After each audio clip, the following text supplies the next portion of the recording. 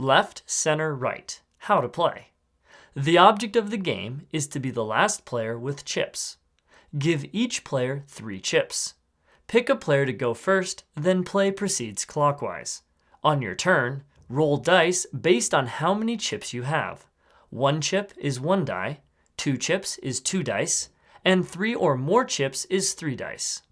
For each L you roll, pass 1 chip to the player to your left. For each R you roll, pass 1 chip to the player to your right. For each C you roll, put 1 chip in the center of the table.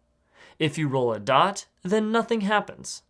After you roll and move chips, your turn ends and the next player clockwise goes. If you run out of chips, you are not eliminated from the game, but continue playing. If the dice are passed to you while you have no chips, then skip your turn and pass the dice to the next player. Once one player has all the chips in play, they do not roll, but instead collect all the chips from the center of the table and are the winner.